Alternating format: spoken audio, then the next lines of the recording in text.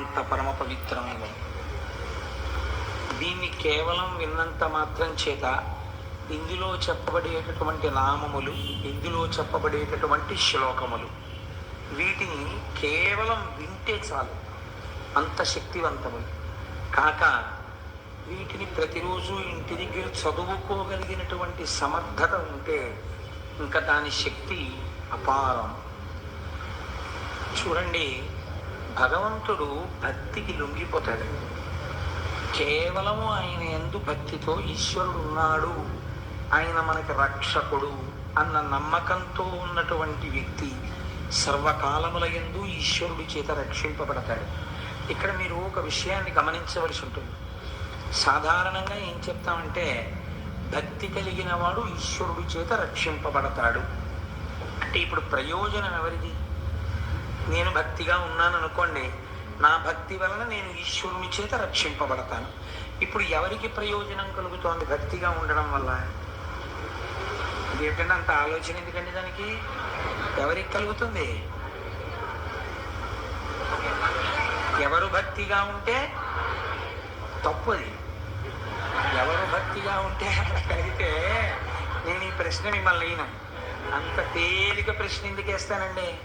ఎవరు భక్తిగా ఉంటే వాళ్ళకి రక్షణ కలగడం కాదు, దాన్ని శాస్త్రం అంటుంది అనుషంగిక ప్రయోజనము అంటే. అంటే గొడుగు పట్టుకుని వెళ్తున్నవాడు ఎండగా ఉందని వెడుతుండగా వాన కురిసినా రక్షింపబడినట్టు. ఆవు గుళ్ళోకి వెళితే ఆవుని పట్టుకుందామని వెళ్ళిన వాడు ఆవు గుడి చుట్టూ పరిగెడితే ఆవు కోసమని గుడి చుట్టూ పెరిగిన వాడికి ప్రదక్షిణ పుణ్యం పడ్డట్టు. అది అనుషంగిక ప్రయోజనం. ప్రధాన ప్రయోజనం ఏమిటి? భక్తి వల్ల ఈశ్వరుడు ఉన్నాడు అని నమ్మకం కలగడం కదండి. పరమభక్తులైనటువంటి వారు ఈశ్వరుడి వల్ల రక్షణ పొందుతారు. ఇప్పుడు మీకు ఎలా ఈశ్వరుడు ఉన్నాడన్న భక్తి కలుగుతుంది? ఈశ్వరుడు ఉన్నాడు అన్నటువంటి విషయం తేట తెల్లం కావాలంటే భక్తుల యొక్క భక్తియే సాధనము.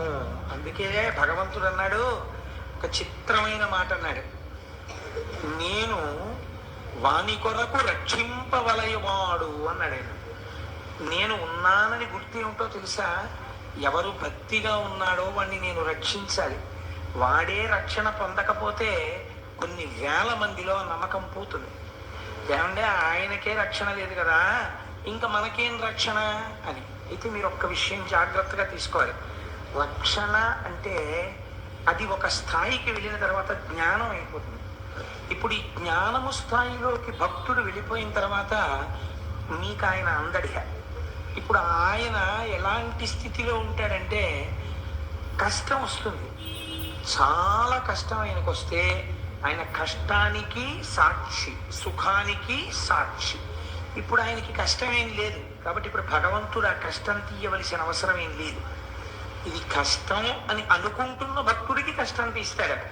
కష్టం ఎక్కడుంది, సుఖం ఎక్కడుంది? రెండూ లేవు, ఉన్నది ఈశ్వరుడు ఒక్కడే. లోపల ఉన్న ఆత్మకి కష్టము లేదు సుఖము లేదన్న స్థాయికి వెళ్ళిపోయిన వాడికి ఇంకా ఈశ్వరుడి రక్షణ, కష్టం తీయడం సుఖం తీయడం అనే ఉండదు.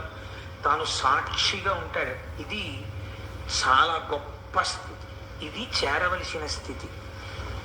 ఈ స్థితిని చేరిన వాడిని జ్ఞాని అని పిలుస్తుంది. ఆప్తకాముడు అని ఒక మాట బాగా గుర్తుపెట్టుకోండి. సనాతన ధర్మమునందు ఆప్తకాముడు అని ఒక మాట మాట్లాడతారు. వారు ఆప్తకాములండి అంటారు. వారు ఆప్తకాములండి అంటే కోరిక తీరిన వారు అని అనకూడదు. ఆప్తకాముడు అంటే అందరిలా జీవితాన్ని మొదలుపెట్టి చిట్ట చివరికి వెళ్ళేసరికి సుఖదుఖముల రెండింటికి సాక్షిగా ఉంటూ దేని గురించి బెంగ లేకుండా తాను ఆత్మ వస్తువుగా నిలబడిపోయిన వాడెవరున్నాడో వాడు ఆప్తకాముడు, మహాజ్ఞాని. ఒక భగవాన్ రమణులు, ఒక రామకృష్ణ పరమహంస, అటువంటి వారు ఆ కోవలోకి వస్తారు. ఒక చంద్రశేఖర బ్రహ్మాచార్య, అటువంటి మహాపురుషులు. ఇప్పుడు ఈ భక్తి చిత్ర విచిత్రమైన విషయాల్ని తీసుకొస్తుంది సృష్టిలో. మనం ఊహించడానికి కూడా అలవి ఉండదు. ఇలా ఉంటుందా అండి అని మనం ముక్కును వేలేసుకోవలసి ఉంటుంది. ఇప్పుడు ముక్కును వేలేసుకునేవన్నీ ఇలాంటి ఈ లోపల జరుగుతున్నాయో ఏమిటో అసలు ఆశ్చర్యం. గతసారి ఒకసారి ముక్కును వేలేసుకోవాలన్నాను, కిరాతార్జునీయం ఇందులోకి వచ్చింది. అందుకని మనం ఊహకు కూడా అందవు అనుకున్న విషయాలు భక్తి చేత సాధింపబడుతుంటాయి. దీని వలన మనకి పూనిక కలుగుతుంది ఈశ్వరుడు యందు. ఇది ప్రథమ ప్రయోజనం.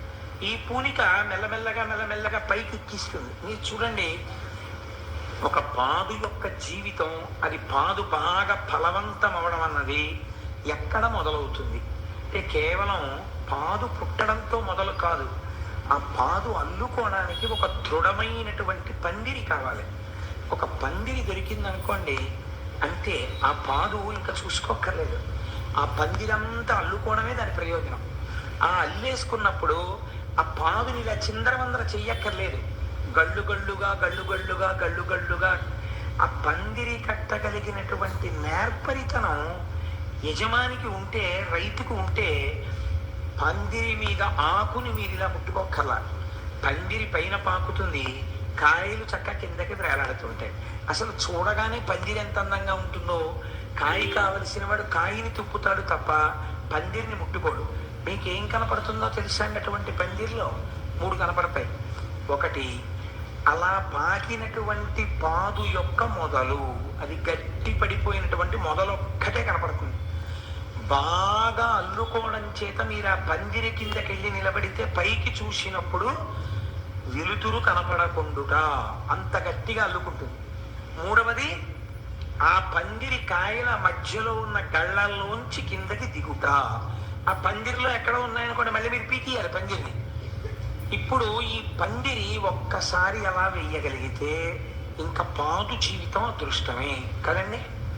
అలా గురువు లోకంలో చేసేటటువంటి చాలా గొప్ప విషయం ఏమి, సదాశివ సమారంభాం అని కదా అంటాం. శంకరుడు గురువుగా ఎక్కడైనా అంటే నా ఉద్దేశ్యం, శంకరుడు మీరు బాగా ఆలోచించవలసిన రీతిలో ఇలా జ్ఞానాన్ని అందించేటట్టుగా పరమ రాక్షసులైన వాళ్ళని